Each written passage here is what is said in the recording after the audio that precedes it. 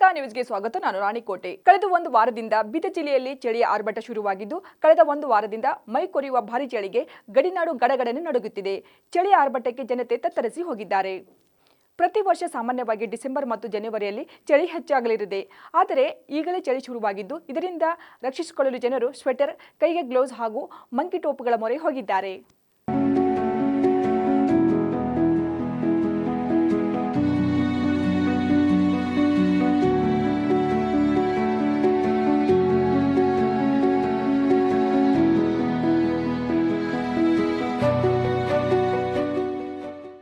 ಕಳೆದ ಒಂದು ವಾರದಿಂದ ವಿಪರೀತ ಚಳಿ ತಂಪು ಗಾಳಿಯ ಜನತೆಗೆ ರಾತ್ರಿ ಮತ್ತು ಬೆಳಗಿನ ಜಾವದಲ್ಲಿ ಮಂಜು ಕಾಣಿಸಿಕೊಳ್ಳುತ್ತಿದೆ.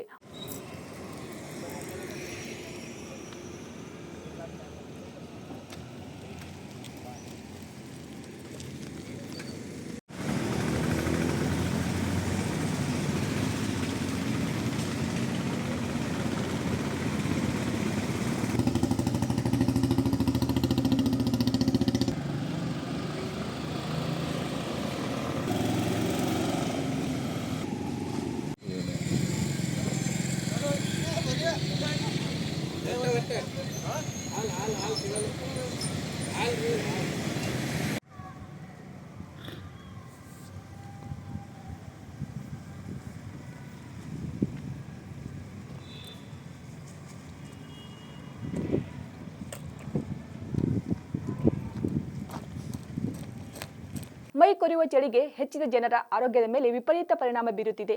ಶೀತ, ನೆಗಡಿ, ಜ್ವರ ಹೆಚ್ಚಾಗಲಿದೆ. ಕಳೆದ 2015ರಿಂದ ಇದುವರೆಗೆ ನವೆಂಬರ್ ತಿಂಗಳಲ್ಲಿ ಚಳಿ ಕಡಿಮೆ ಇರುತ್ತಿತ್ತು. ಆದರೆ ಈ ವರ್ಷ ಸರಾಸರಿಗಿಂತ ಕಡಿಮೆ ತಾಪಮಾನ ದಾಖಲಾಗಿದೆ.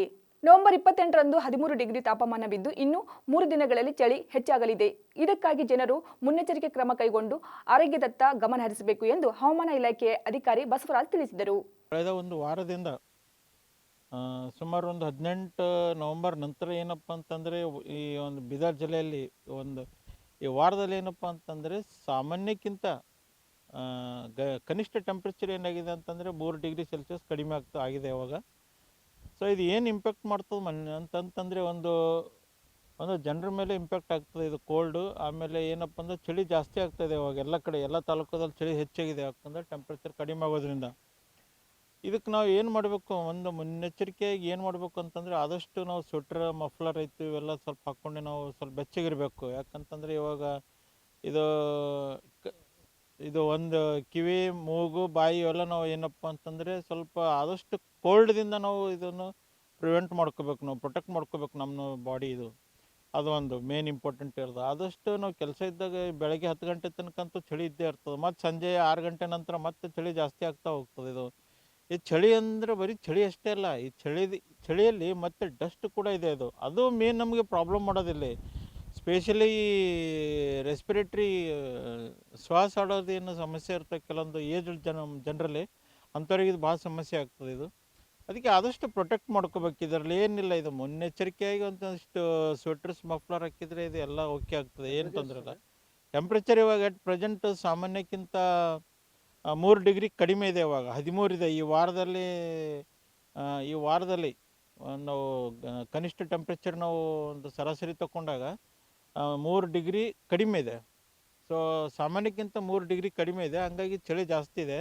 ಮೇಲಿಂದ ಇನ್ನೊಂದು ಏನಪ್ಪ ಅಂತಂತಂದರೆ ಒಂದು ಬೆಂಗಾಳ ಕೊಲ್ಲಿಯಲ್ಲಿ ಒಂದು ಸೈಕ್ಲೋನ್ ಉತ್ಪತ್ತಿ ಆಗೋದ್ರಿಂದ, ಅದು ಫೆಂಗ್ನಾ ಅಂತೇಳಿ ಒಂದು ಹೆಸರಿಂದ ಒಂದು ಸೈಕ್ಲೋನ್ ಉತ್ಪತ್ತಿ ಆಗೋದ್ರಿಂದ ಏನಾಗಿದೆ ಅಂದರೆ ಈ ಗರಿಷ್ಠ ಟೆಂಪ್ರೇಚರ್ ಕೂಡ ಏನಾಗಿದೆ ಅಂತಂದರೆ 2 ಡಿಗ್ರಿ ಟೆಂಪ್ರೇಚರ್ ಕಡಿಮೆ ಆಗಿದೆ. ಹಾಗಾಗಿ ಚಳಿ ಒಂದು ಸ್ವಲ್ಪ ಎಕ್ಸ್ಟೆಂಡ್ ಆಗಿದೆ. ಇದು ಎಲ್ಲಿ ತನಕ ಆಗ್ತದೆ ಅಂದರೆ ಇನ್ನೊಂದು 4-5 ದಿನ ತನಕ ಇದೇ ಥರ ಆಗ್ತದೆ. ಆಮೇಲೆ 30 ಮತ್ತು 1ನೇ ತಾರೀಕು ಇನ್ನೂ ಕೋಲ್ಡ್ ಇರ್ತದೆ. ಆಮೇಲೆ ಮೋಡ ಕವಿದ ವಾತಾವರಣ ಇರ್ತದೆ, ಇನ್ನೂ ಜಾಸ್ತಿ ಕೋಲ್ಡ್ ಇರ್ತದೆ. ಸೊ ಇದು ಸೈಕ್ಲೋನ್ ಎಫೆಕ್ಟ್ ಆಗ್ತಾ ಹೋಗ್ತದೆ. ಇದು ಆಲ್ರೆಡಿ ಸೈಕ್ಲೋನ್ ಎಫೆಕ್ಟ್ ಇನ್ಮೇಲೆ ಏನಪ್ಪ ಅಂತಂದರೆ ಇದು ಹೆಚ್ಚಾಗಿ ತಮಿಳ್ನಾಡು ಆ ಕಡೆ ಜಾಸ್ತಿ ಇರ್ತದೆ ಇದ್ರ ಎಫೆಕ್ಟು. ಇಲ್ಲಿ ಅಷ್ಟೊಂದು ಇರೋದಿಲ್ಲ, ಬಟ್ ಕೋಲ್ಡ್ ಮಾತ್ರ ಥಂಡಿ ಜಾಸ್ತಿ ಇರ್ತದೆ ಇಲ್ಲಿ. ರೈತರಿಗೆ ಏನು ಮುನ್ನೆಚ್ಚರಿಕೆ, ತೊಗರಿಗೆಲ್ಲ ಹೂವು ಬಂದದ, ಕಾಯಿ ಬಿಡಂತ ಹಂತಕ್ಕೆ ಬಂದದ. ಸೊ ಏನು ಹೂವು ಉದುರತಕ್ಕಂಥ ಏನು ಸಮಸ್ಯೆ ರೈತರಿಗೆ ಏನು ಮುನ್ನೆಚ್ಚರಿಕೆ? ಇದರಿಂದ ಏನಾಗ್ತದೆ ಅಂತಂದರೆ ಒಂದು ತೊಗರಿಯಲ್ಲಿ ಈಗಾಗಲೇ ಆಲ್ರೆಡಿ ಹೂವು ಬಂದೈತಿ. ಅದು ಏನಪ್ಪ ಅಂದರೆ ಈಗ ಹೂವು ಉದುರೋ ಚಾನ್ಸಸ್ ಭಾಳ ಇರ್ತಾವೆ ಇದರಲ್ಲಿ.